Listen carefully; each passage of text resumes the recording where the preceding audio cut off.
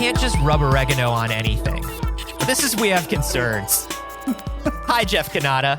Hi, Anthony Carboni. Hello, concerned citizens. Anthony, lightning. Very, very frightening me. Is it frightening me? Galileo. Are you, when you were a kid, did it frighten you? Were you one of those kids who were afraid of lightning, or did it like excite you and thrill you? I loved it. I loved it. And there was a certain part of me that was convinced that if I got struck by it, I would get super speed. Super speed specifically because of the Flash. Because of the Flash. Yeah, lightning is fast and so super speed. Or maybe like electric powers of some kind. Yeah, electro. Yeah. Yeah, I mean, I always thought, I grew up in California in the Bay Area. Thunderstorms, very rare. We got fog. That's what we got. We got fog and sunshine. That was the two states. Very, very rarely did we get thunder and lightning. So anytime I experienced thunder and lightning, it just seemed like magic. It seems incredible. And so I was very dazzled by it. And now that I'm in areas where I get it more often, I still sort of have that residual feeling of excitement when I see lightning in the sky. I love a thunderstorm. I really do. Yeah. I'm one of the few people where, like, if there's a thunderstorm going on when I'm in a plane, I actually dig it. Yeah? There's no fear of like, oh my God, the plane's going to get struck by lightning? Yeah. Nah. Well, we got a story this week about lightning. I don't think we've ever really talked on this show in the many years we've done it about lightning specifically. Well, we try to stay away from anything controversial. It's true. It's true. That third rail of science. Yeah. Lightning. Listen, it's the lightning truthers. You know what I mean? Yeah. We don't want to attract them here. They always try to convince you that there's no such thing as lightning. Mm-hmm. It's all a hoax. You know what? I bet if we Googled right now, you could find somebody trying to convince people that lightning is a hoax. Look, if you did, I bet it would somehow connect to flat Earth. Yeah, probably. I bet it would somehow connect to flat Earth. Well, here's the thing that could bolster the lightning hoaxer sect's beliefs is, I didn't know this. Maybe you know this. We don't actually know how lightning works. We don't actually know the precise creation of lightning. What causes it? The speed force? Well, that's one of the prevalent theories is the speed force. Yeah. But that's mostly centered on, what is it? Retro City? What's his hometown? Keystone. Damn it. Couldn't pull it out. Or Central City. Sorry. He's Central City. Yeah. Most of those theories are Central City theories. Yeah. But no, there are several prevalent theories about how lightning is generated in clouds in the sky. We don't actually know how it works. And the reason for that is it's really hard to observe it. Why? Because clouds are opaque. You can't look into them. And so we've never actually witnessed the beginning of a bolt of lightning. Of course, we all know the story of Benjamin Franklin and the kite. Yeah. And the little mouse. We all know that story. Yeah. The little mouse that lived in his hat. Yes. We all know the story. Yeah. We all know the factual tale of the mouse and the hat. Ben and me. We all know.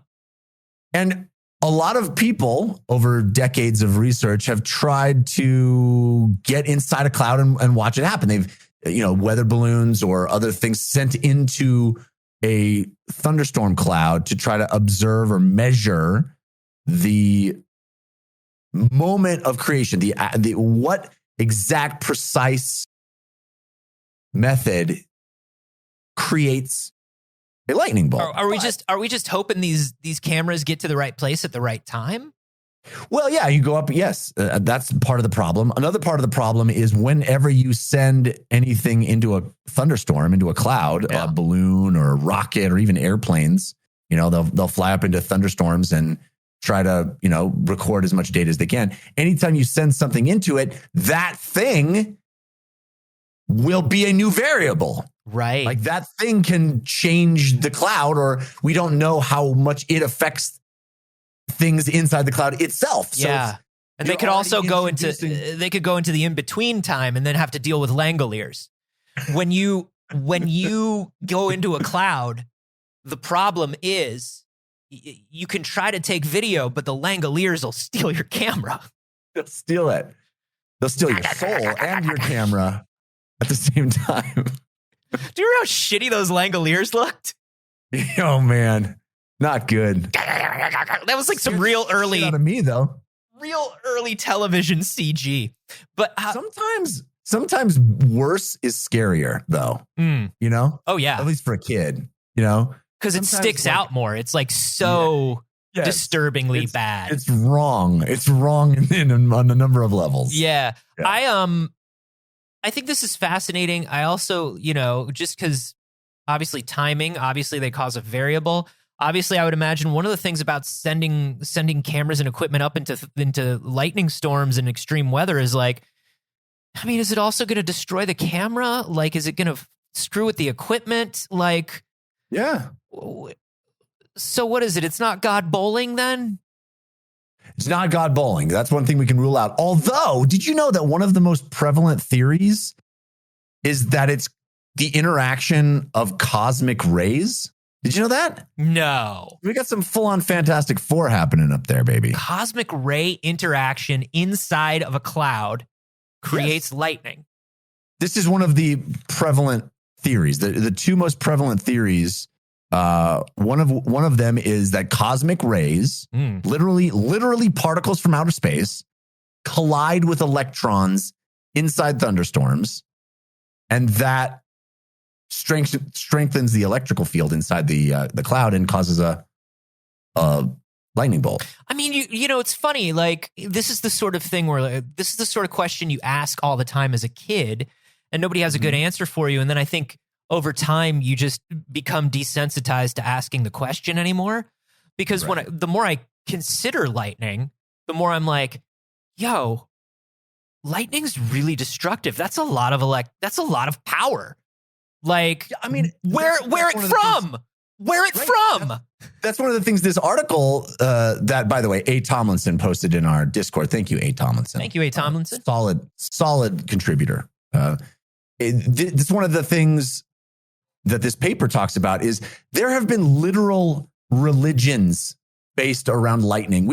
Lightning is one of the most fundamental, most powerful, most unavoidable forces that human beings have witnessed throughout time. And other than love. Well, the fifth element is love. But it's a little light of love. We still don't know what it is. So here's the thing that's exciting about this paper. A new paper has been published in the journal Geophysical Research Letters, which, by the way, gets steamy. Some of those geophysical research letters. I think they make some of them up. They have to. They can't all be submitted. They say they're all real. They claim they're all real. Dear Geophysical Research, you'll never believe what happened to me in my weather balloon the other day.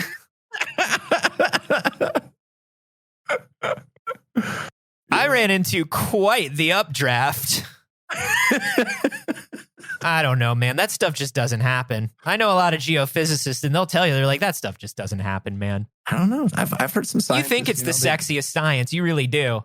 And maybe, and it kind of is, but even as the sexiest science, like, that stuff doesn't happen consistently. Sometimes they say they put the physical in geophysical. You know what I mean? So this new paper, this is really, really cool to me. So there's this thing in the Netherlands called the LOFAR, which is a low frequency array. It's a network of thousands of little tiny radio telescopes. Now, the reason this thing exists is to look into space and observe the cosmos. Right? It's a series of radio telescopes, basically, that are pointed at space. Okay. And they're cool and they're useful, and scientists have been using them. Love it. But they exist in our atmosphere. So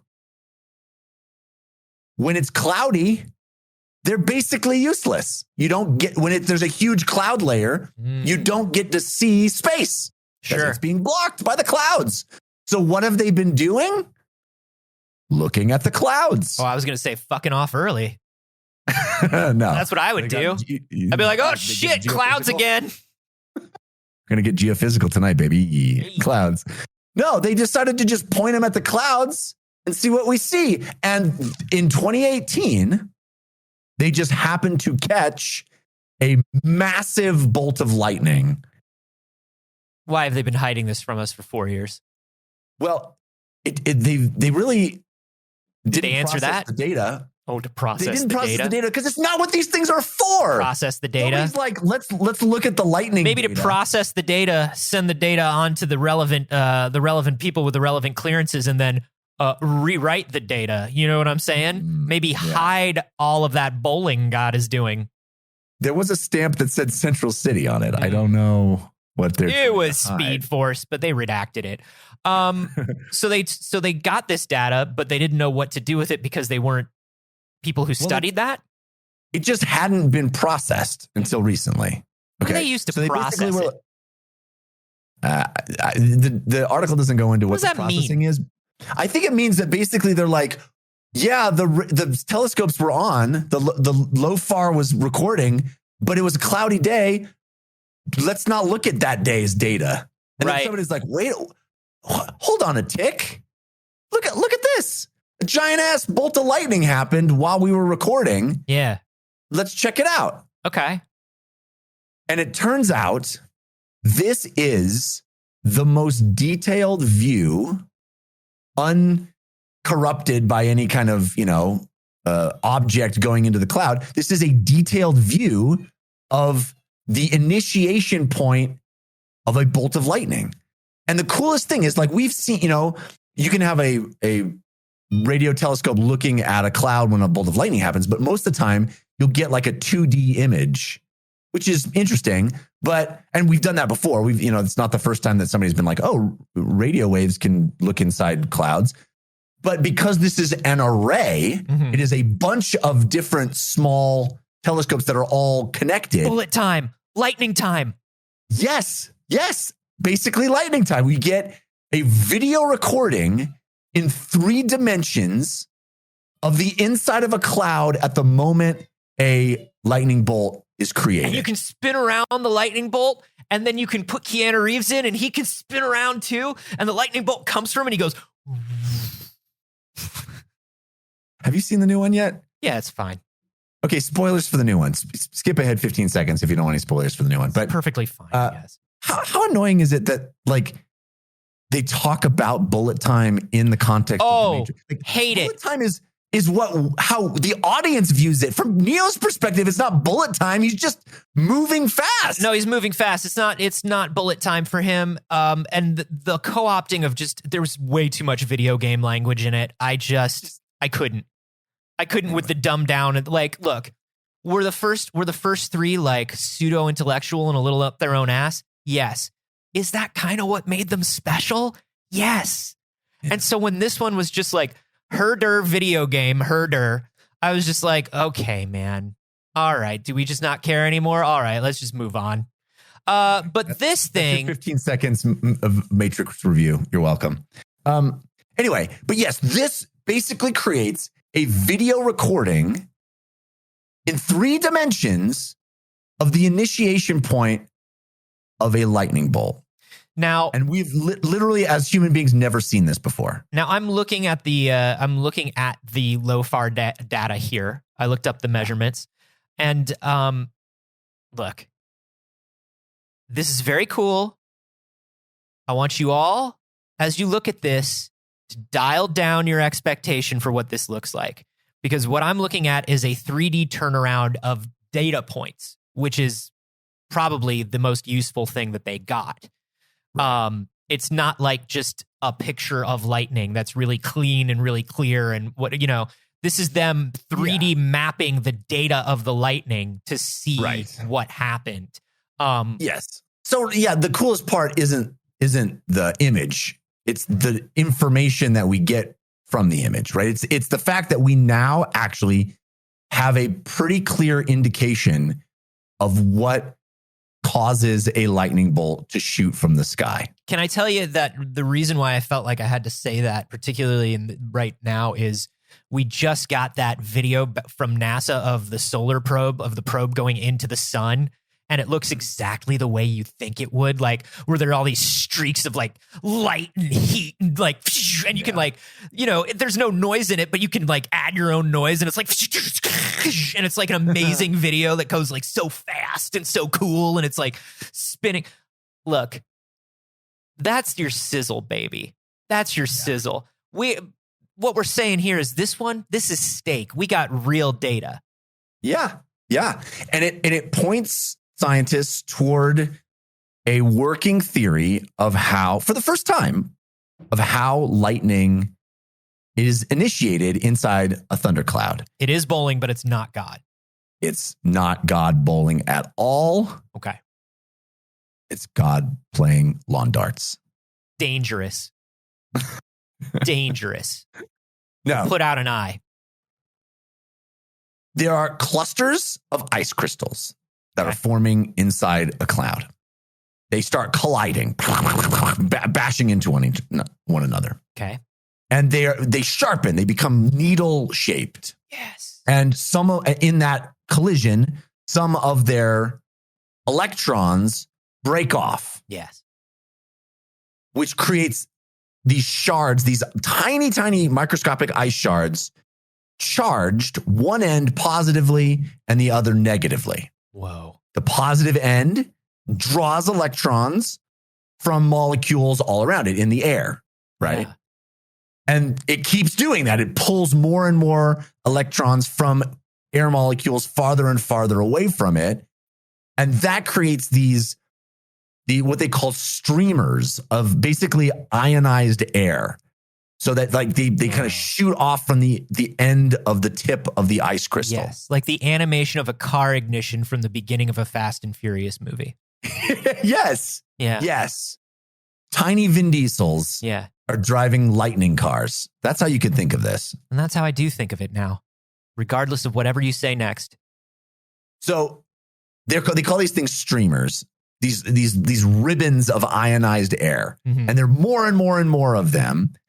Tons and tons and tons of them are happening all around and branching off again and again and again. Yeah. And that creates heat in the air. And that rips electrons more and more are getting ripped off of the air molecules. So longer current flows from ice crystal to ice crystal, creating these streamers. And eventually that becomes hot enough and conductive enough to change into something else, something they call a leader. Now, here's the weird part. We don't know what a leader is or how what causes it to change from a streamer to a leader. We just know that at a certain point. Disagree, because I went to a Tony Robbins seminar, and I'll tell you exactly what makes a leader. And what is that? I mean, there's a leader inside of all of us, and all it takes is just huge veneers, and really nice suits. Yeah, there you go. Well, that's what you see inside of a thundercloud. So these leaders basically is the thing that's like, okay, we're out of here. All these streamers are happening inside. These ionized air ribbons are happening inside the cloud. And then all of a sudden, for some reason that we're not really sure about, one of them just goes, I'm out of here. It gets to a point of volatility or heat or whatever that inflection point is. Mm-hmm. And it leaps down and connects to the ground, creating a bolt of lightning. Well, I've been in a lot of pits at shows, and I'll tell you this: you can only stay around close to the stage for so long. You know, everybody's just bashing around, and like it's too hot and it's too wet, and you got to get out of there eventually. So I get it. Yeah, I feel like that's what's going on. You got to get out of there. You got to get out of there, and also Speed Force. Yeah, probably the Speed Force. Yeah. So the questions that remain, so we've seen this now. We've seen this with the LOFAR, but the questions that still are lingering are, where's the first electron coming from? Yeah. And how does that discharge start near the ice particle that creates that arc all the way to the ground? We don't know what that is. We haven't witnessed that. We don't have a recording of that. All we have is that moment immediately after the first ice particles begin ionizing the air. So we don't know what causes that first jump, but we now have a record in 3 dimensions of it happening inside a cloud, which is awesome. I just have it's so fascinating to me to think about these collisions happening so fast and in such a small, like with such small particles that it's like literally brushing off electrons. Like, yes, that's so like it, like the tiny, like what is like, wow, it's so tiny in there. What is going on in there? Yeah. And like, how small can a particle get and still be like sharp? You know what I mean? That's the other thing I'm thinking of. Well, yeah. Well, it's like in science fiction when they talk about I think Neil Stephenson's novels talk about a blade that's so sharp the edge is a single molecule. Yeah. Yeah. And it's like single atom or whatever. Yeah. Is that what we're getting? It's kind of what we're getting. And the coolest thing is, I think one of the coolest things is because we don't know what immediately starts the first ionization process, what we don't know that the catalyst that starts it, it could still be cosmic rays. Some of the scientists are like, this doesn't invalidate cosmic ray theory, bros. And the other scientists are like, but we don't see any cosmic rays. It's like, yeah, but you didn't record the part where the cosmic rays. You did not see cosmic rays. Exactly. Dummies. So Team Cosmic Ray is still in the fight, baby. Still in it. Something interesting that I'm seeing here underneath this graph is there has been like an overlap between lightning research and COVID research. Yeah, because lightning, literally 10% fewer lightning bolts in COVID times. And they're saying that's because there's less pollutants in the air. Wow. Okay. Isn't that wild? Yeah, we literally stayed indoors and stopped the lightning 10%. That's wild. Yeah. Because that also shows like, all right, listen, I'm team cosmic rays for everything. You tell me anything is cosmic rays and I am here and I'm ready for it and I want to believe. Yeah. Well, you say that until your skin turns to orange rock and then you'll be unhappy. Then I'll say ever loving. Yes. And I'll say it's clobbering time. Yeah. Yeah. Look, I do think it's interesting that, it's clearly some sort of like chemical reaction. It's a mix of like chemical and molecular reactions in the air that are, physical forces and chemical forces, because we got rid of the shit that we put into the air for a few months. Yeah. And there was less lightning. So, I mean, who knows what's bouncing around up there, dude? Well, yeah, they say that there were fewer nucleation points for ice crystals because there's less pollutants in the air. Man, there's so much stuff bouncing around up in the sky. You got to be careful.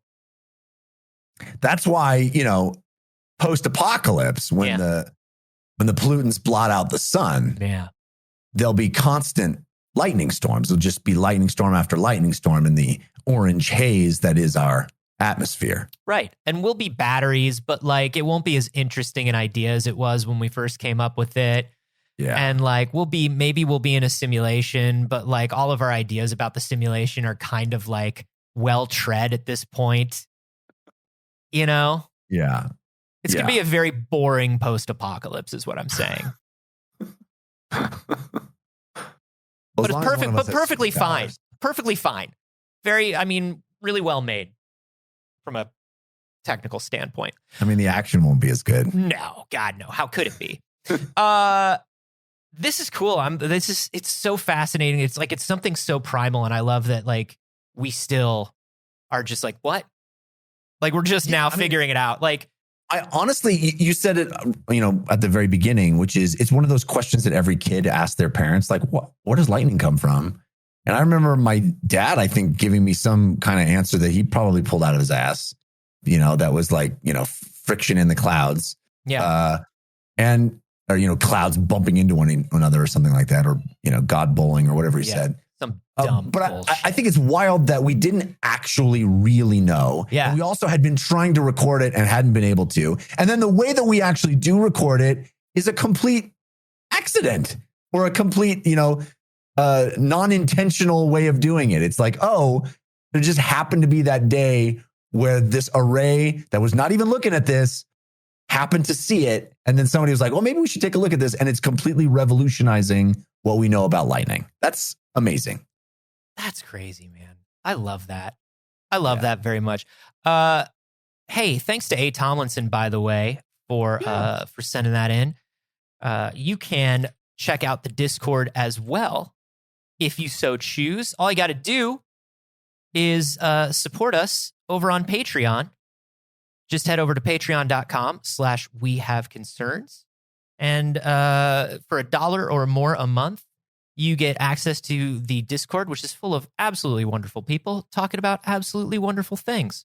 And as you give a little more, you get a little more in return. So go check that out if you enjoy the show. Help us support ourselves and this show and more Cosmic Ray research. We just barely missed our 2021 goal, which was 100% conversion rate of audience to patrons. Just barely missed it. Just barely missed it. We're working on that for 2022. Get on board. Yeah, all we want to say is, if you've ever listened to a single show, you owe us at least $1. Like, we're just saying, like, look, we do it for free. And we do it for the love and whatever, but like also, you better give us $1. Patreon.com/wehaveconcerns. Jeff, I found so many things this week as I was looking for stories, and so many of them are good, but they're not quite full episode good. Ooh, are you going to do multiple stories? I'd like to just, if I could, Jeff, I'd like to hit you with some headlines and some little science stories that have really sort of tickled my fancy this week. Anthony, are we doing a lightning round? Lightning round, they said in unison because we finished each other's sentences. Yeah, let's do we'll call it a lightning round. This first one that I found is kind of interesting. People who are obsessed with celebrities score lower on measures of cognitive ability. You dumb. You like celebrities, you dumb, is what it says, right? Yeah, so it's really funny. People were like, well, are they dumb because of it, or do dumber people like? Wait, when you say people said, do you mean the magazine? Yeah, People magazine said, idiots, they're just like stars. So here's the thing, like people were like, wait a minute. Now, is there observation bias here? Because we're looking at people and we're like, these people are obsessed with celebrities. They say they're dumber. So it's the fact that they're obsessed with celebrities that makes them dumb. Or are they dumb? And so dumber people are just more naturally obsessed with celebrities. That's a question that a lot of people reading this had. Is that any celebrity, or are there particular celebrities that make you dumb? I think, I could name off a few that I think make you dumber, but I feel like that's not my place. Sure. But I think an obsessive interest in celebrity culture at all is it's something that's kind of interesting to me, because it's like, why, you don't know these people? What is the deal? Why are you so, like, I don't mind a little bit of like, look at this weird shit that's going on. But like, sure, people who are like all about celebrity gossip. Yeah. It's a little weird to me. I want to tread lightly here because, you don't want to just insult people, but You mean the magazine? Yeah. I'll insult us, the magazine, but I won't insult people, the magazine. Where do you stand on In Touch? Oh, if I'm hearing about it for the first time now, is that a magazine? Yeah, it's a magazine. It does feel like, celebrity, what's the celebrity doing is a relatively shallow interest in the sense that it is, there's not much there. And I would suspect that if you were drawn to that as a primary preoccupation, you are only sort of interested in a very shallow level of knowledge about anything. Right? Is that a fair inference? That's a fair inference, I think. One of the quotes from the paper here says that our results support previous findings showing that excessive behaviors, such as celebrity worshiping, can possibly impair cognitive functioning, presumably due to the fact that it requires increased focus and energy invested in the behavior that becomes dominant in the individual's life. So what this paper is saying is like, yeah, it's more that it's an addictive behavior that people are caught up in a cycle of, and any sort of addictive or obsessive behavior is going to impair your cognitive functioning. So it's not so much the celebrity worship itself. Right. They also said that it's possible that celebrity worship functions like an addictive behavior and requires cognitive effort to be maintained. It's associated with addictive and problematic social media use. There's a little bit of sort of the parasocial relationship thing, I think, that feeds into it. The idea of like, because these are people and you're reading about them all the time, you become invested in them as though they were people in your life. And that in and of itself becomes a little bit self-feeding because you want to check in on them. Interesting.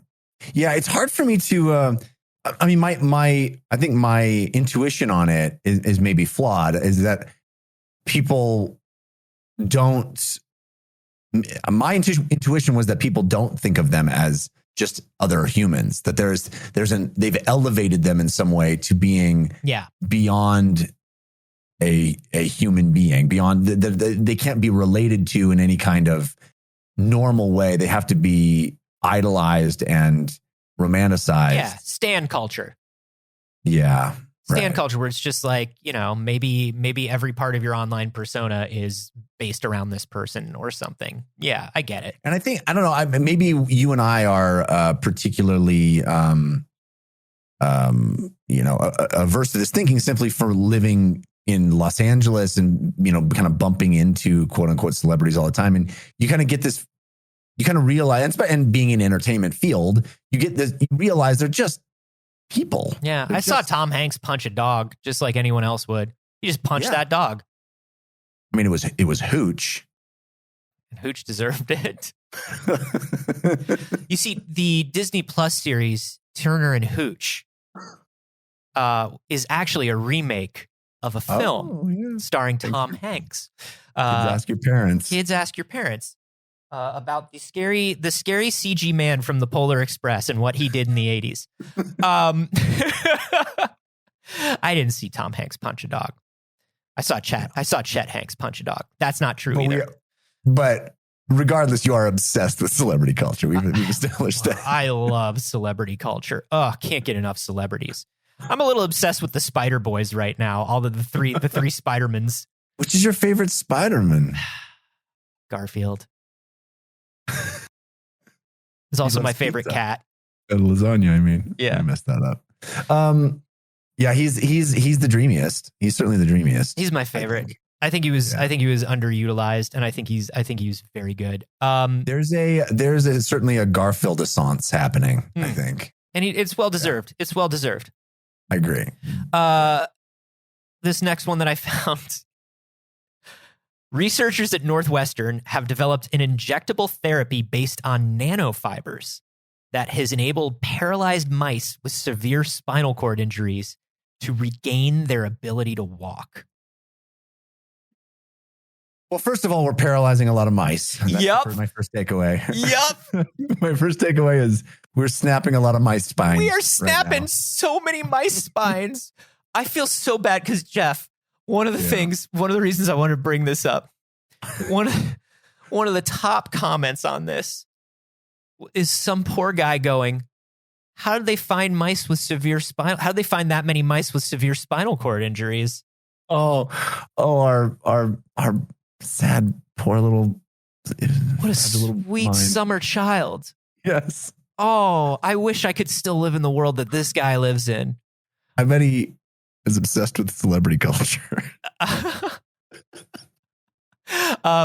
So, and somebody responded, they caused the injuries surgically, and then at the end of the experiment, they're killed no matter the result. Yeah. And yeah, sorry. And a different person comes in and goes, wait, why are they killed no matter the result? If they can walk again, let them free. Let them free. Spines. Why are you destroying them? And it's like, God, I wish it was 6 years ago when we started this show and I could just be back in the frame of mind that these people are in, and I wasn't so jaded about the way we treat mice. Because it's just like, hey, man, who's feeding and taking care of that mouse? Yeah. Who's going to take care? Gone through a journey of we've started to relate more to the mouse than anything else. Yeah, I'm just like, whatever. Yeah, man, you got to get rid of that. So somebody's like, I don't understand. And the same guy is like, wait a minute, because somebody goes, oh, well, that would be a separate study. He goes, wait, I don't understand. You're wounding the mice, fixing them, and then not using the opportunity to evaluate the long-term effect of the fix.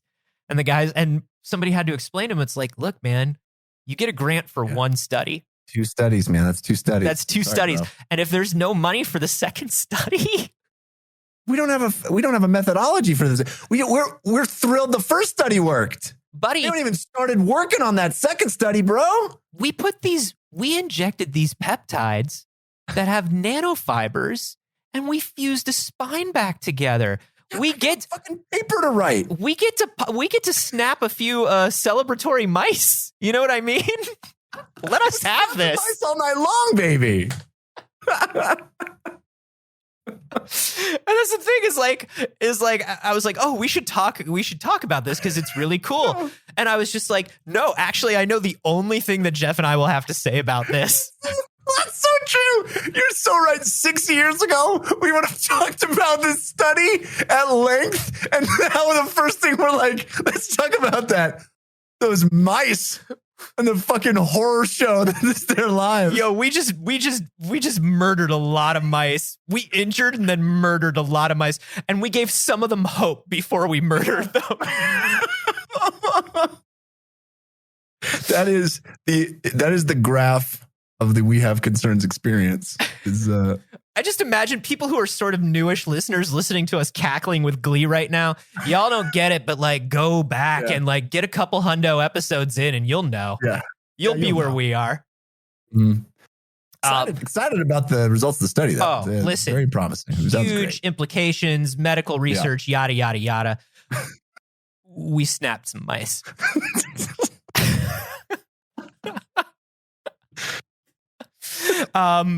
So this next one is a new paper that is based on something that we talked about before, which is does being in marriage or a long-term committed relationship actually make somebody happier? We talked a little bit about that. Does marriage make you happier? Does having kids make you happier? Right. And it turned out previously, as we were talking about it, turned out the answer was no. Yeah. Turned out it was no. I mean, my first question is my wife listening? And then my second answer is, nah, it's not going to make you happier. It's not going to do anything. But there's a new study that was just published that says, oh, it was no until the pandemic. Oh, interesting. And now people who are in a healthy long-term relationship are way happier than people who are not. That's interesting. I think that will be an interesting study over the long term of this experience of our last 2 years, because I think we saw a bunch of uptick of divorces right at the beginning of the pandemic, right? Because people are like, oh fuck, I can't be around this person all the time. Yeah, like all the time. And then I think the people that weathered that, like the relationships that weathered that and now have sort of like been in the pandemic for a long time. Yeah. Now you're like, we're in this. We know each other better than we have ever had. Yeah. And we're weathering the storm. You know, it's like the movie where we got our backs to each other. We each got our gun out and we're back to back now. And that's what, you know, that's all we got is each other. We're surrounded by zombies and that's all we got. Well, and even, you know, when you think about the zombie apocalypse films and you think about the person that's been surviving like alone on their own versus the people that are in a group and they find that one person who's been surviving alone. And that one person who's surviving alone is, you know, inevitably always like a little unhinged or like angry and scared or like can't relate to things anymore. And like, even just having one person, you know, that's a big deal. That's a big deal. That's right. That's why Turner needs Hooch. Turner needs or Hooch. else you can't just punch Hooch. Or else you become a Castaway Tom Hanks, you know? That's Castaway Tom Hanks. Castaway. If you don't have a Hooch. You have a Wilson, I guess, which is not the same. You have a Wilson. Which is not the same. Not and then I guess, we'll call this the final one here. I have a stack of these in there. I'm enjoying lightning round. I'm digging lightning round. We got to do this more often. This is good. Okay. Well, let's do 2 more then. All right. This new one is a study from Applied Cognitive Psychology. And it was done by a team at UCLA. And it basically says watching or listening to something twice at double speed oh no will benefit learning better than listening or watching to it once at normal speed. Whoa, that's fascinating. Why? I think because you get more of the information than you think you do when you're listening to something at double speed or watching it at double speed. And the repetition probably is super important. And the repetition. Right? Twice. Mm-hmm. Yeah. The repetition puts it in there. They use specifically lecture videos and lecture audio, which I would imagine is, you know, that stuff is a little slower paced anyway. Is there any data about listening to it twice at normal speed? Well, if you can listen to it twice at normal speed, I think they would say do it. But right. I think for me, but you're saying the same amount of time used twice at double as opposed to once at single is better used, listen to it at double speed. Exactly. Interesting. Exactly. Wow. They would do better on a test than if they watched it once at normal speed. Those who watched the second, okay, so here's the thing. The timing matters because what they did was they had these kids take a test afterwards, right? Right. So here's what they do. You watch the video at 2x speed and then you watch it at 2x speed again immediately before the test, not right after the first viewing. Okay. So you do it once, let it go, whatever.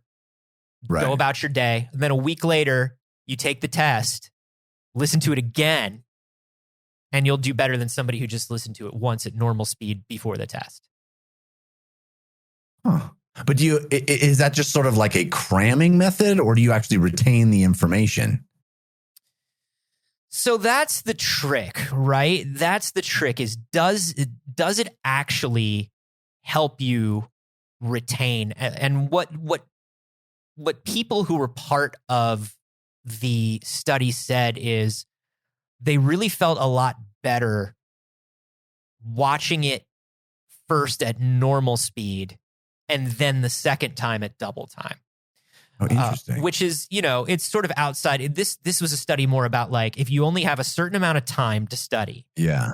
And you only want to put a certain amount of free time towards studying, what's the optimal way to do it? And that is do this second listen, get the immediate recall benefit. Maybe you don't remember it as well, but if you have unlimited time, obviously listen to it twice at normal speed. But a lot of kids were like, hey, I listened to it once at normal speed, so I really take it in. And then the second time really hammers it home. That's wild. This is something that literally was not possible for me when I was in college. Like there was no way to listen to things at double speed when I was in college. Oh, I used to have that option. I used to have a digital recorder. like a little digital recorder, and it would play. Is it double speed? It would do double speed or half speed because it was for people who did transcription. You know, it was like an office. It was like an office style voice recorder, and I would bring it in and I would set it down. The problem with me is like, because of the ADHD, I have sensory things, and I just, if something is going fast enough to where I can hear that it's not supposed to be that fast, I can't take it in. It annoys me. I can do like, I've tried it with podcasts, and I can do like 1.25, maybe with some stuff. If it's particularly slow and it's like slower news stuff, I can maybe do like a 1.5, but I know some people who like listen to everything at 2x speed. I know. And I can't, wild. I feel like I don't take anything in. I feel like it just grates on me. People who listen to audiobooks like that. Dude, how? You know, like in narratives, you know, like fiction. No. That's lots of people. I know. And that's the other, like, I know. I'm opposed to it too, but I can speed read pretty well, but I can't do it with fiction. I refuse. I just feel like it takes the joy out of it. I like to luxuriate in the experience. Yeah. You're supposed to really like imagine it and like hear the voices and do the things. I don't know. I don't, no shade to anybody who takes things in the way that they take things in, but like, I can't do it. I wish I could. I wish I could. I don't know if I wish I could. I think maybe I wish I could. I feel like there are certain things that the rhythm of it is part of it, and you mess with the rhythm and you kind of ruin it. Yeah. I mean, people watch Netflix at 2 speed. You know, it's crazy to me. That's wild. There was an app that would take long pauses out of podcasts. Yeah. And I was like, well, that's there for pacing, maybe. Right. They're not just letting that be in the show because they can't think of what to say next. Yeah, if there are a lot of long pauses that you need to remove from a podcast, like maybe that's not a great podcast. Like, you know, I don't know. Yeah. But so to me, it's like removing the pauses and listening double time is like just having this constant like yammering in your head, and I can't take anything in. I don't know. Yeah, it does feel like drinking from a fire hose a bit. Mm-hmm. And I just feel like that's it. It feels connected to like productivity culture in a way that I don't enjoy. Where it's like, I listened to 18 productivity and business podcasts, and I learned so much more than everybody else. I'm like, do you? Maximize your time. Maximize it. I'm minimizing all of my time. I'm doing the least possible from here until death. Just so everybody knows what my plan is from here on out. Minimize. Okay, one last one. This is the very last one. You know how the astronauts get football eye? Oh, yeah. Meaning their eye literally is the shape of a football because it gets squished by lack of gravity. We talked about this. They get the football eye, and they get the cones. Yeah. They get the cone-shaped eyes. And then, unfortunately, they see different, and they're weird. And everybody can tell that they have football eyes, and they laugh at them. Yeah. And also there's probably an alien presence inside them some way that passed from the cosmic rays that they pass through. It's an astronaut's wife situation. For sure. Yeah. Well, they have created a new and exciting way to stop this from happening, Jeff. The University of Texas Southwestern Medical Center. Go fighting Longhorns. Yeah, go them. What do you think this revolutionary device is that keeps the eyeballs from getting footballed? Please don't say suction cup. No. Is it suction cup? It's not suction cup. Thank God. But sort of. You know, I've had eye surgery. I'm sensitive to the eye shit. Is it a... I'll tell you this. They don't have to directly fuck with the eye. Okay, thank you. Is it a helmet of some kind? Close. It is a high-tech sleeping bag. Sleeping bag? It's a new sleeping bag. As we know, all of the good astronauts have to get tucked into their sleeping bags and strapped to the wall before they go to bed. Yeah. Otherwise, they'll float around and bonk their cute little astronaut noggins. Yeah, and you say, good night, you princes of space, and you astronauts of tomorrow. And a little robot comes by to kiss them on the forehead. And that's NASA, and that's what we pay them for. It is a bag that creates a vacuum that sucks bodily fluids from the head towards the feet. Because I said no suction cups, Anthony. I said kind of one, but it's not the eye in particular. It's a full body vacuum suction cup, Jeff. Hear me out. And it doesn't it covers almost everything but the eye, my dude. Just getting sucked all night long? I mean, who would want that? Yeah, all right, man. So, this basically, we know that this problem happens. They get shrinking hearts. They get all of this stuff. And it's because circulation's tough in space. There ain't no gravity, and your body can't pump the blood to all the extremities. This bad boy will suck the fluids right down to your feet, my dude. How do it work? Big suck. The suckling bag? Yeah, just a big sucking bag. I'm just imagining getting into something that looks like some sort of alien sack, and it's just like making a slurping sound. I bet it does sound. I think it probably does sound a little bit like that. There's no video or anything, but I do want to say that this football eye Geiger shit, Anthony. This is what this is. It's pretty weird. I mean, it basically just looks. I mean, it looks mostly like a regular sleeping bag, except for the bits this is that like don't. The sleeping bag from Existenz. You know what I'm saying? Yeah, it does have a bit of a Cronenbergian vibe to it. It doesn't look as gelatinous as I think you're picturing. It's basically a sleeping bag, right, that they're in, and then actually the top is like a rigid wooden platform almost. Huh. So it's kind of like you go in and you kind of like attach this collar almost, like it's like a big hoop around your waist, and then the bag just kind of creates a vacuum inside of that. So it's almost like you're in one of those vacuum. Yeah, I was gonna say like one of those vacuum sandwich bags or the vacuum bags you put your sweaters in, and it's basically you put your bottom half in that. Oh, it sounds awful. Yeah. Does it sound less awful than going up to space with 20/20 vision and returning with 2100 vision, which happens? Yikes. 2100. That's so many worse. Yeah, that's a lot worse. I can get behind this. I just feel like, man, what a strange solution. I mean, I suppose basically what they're doing is creating the pull of gravity on you. Yeah. Right. Essentially. Yeah. Essentially, with this weird Cronin bag. I hope they call it the Cronin bag. They call it the David Cronin bag. Anyway, that's a bunch of weird science stuff I found this week. So good. I like the lightning round. That was so good. Which was your favorite? I have to say, snapping rat spines. I don't want to say that because I don't like what it says about me. Yeah.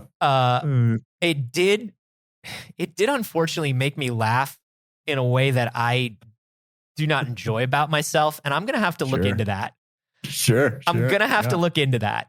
But I would say probably the thing that's most interesting to me is listening to things at double speed and like, what is the optimal way to take in information? And seems very useful. Yeah. It's funny about those mice though. It is.